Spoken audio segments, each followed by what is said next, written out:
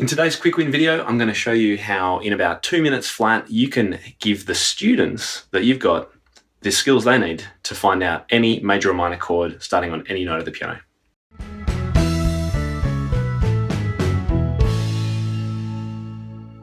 So I call this method my big small method. The name and the reasoning behind it will become apparent in just a moment. What we know is that if someone's playing a C major chord, and in fact if they're playing any major chord, any major triad anywhere on the piano, the interval relationship between the notes is always the same. You've got a major third and then a minor third.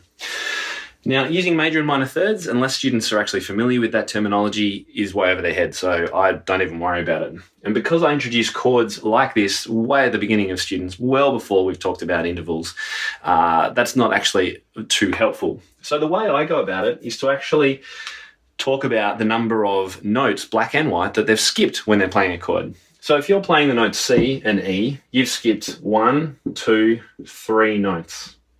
So for a major chord down here, we've skipped 3 notes. And then here we've skipped 1, 2, a black and a white note. 2 has been skipped. So in forming any major chord, we know that the interval will be that you skip 3 black and white notes, and you have to just remind students of that, and then you skip 2.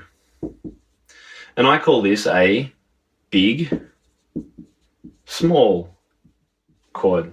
A major chord is a big gap first. Think of a major event, major catastrophe, major. Something major is something big, that means the big gap first. Skip 3 notes, then skip 2. And if we go to the E flat chord,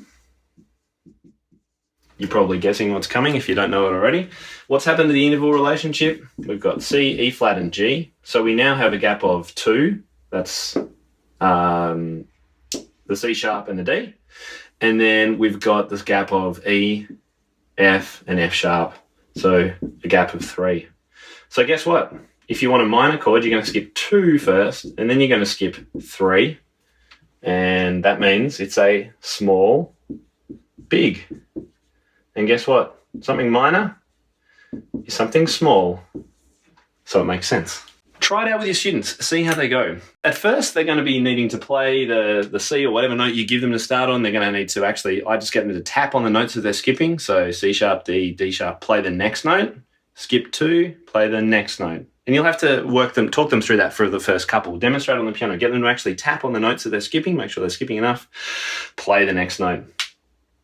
Of course, this is just a way of getting their hands around the different shapes, but ideally, you want students to be able to instantly be able to remember the shape of these chords, as we do, and mostly as piano teachers. If I say A major, you're thinking white, black, white, so the C sharp in the middle. If you're thinking A flat, you're going black note, white on the C. E flat is a black note again. Maybe not, maybe this isn't all that fresh to you, but it's something that I think students should be really familiar with.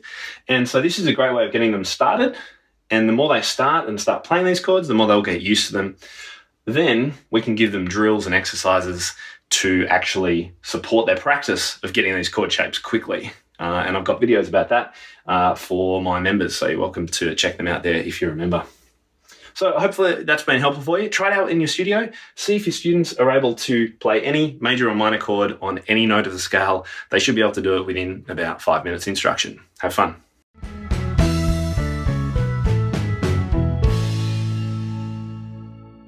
Hi guys, thanks so much for watching this video, and I hope you've enjoyed the content.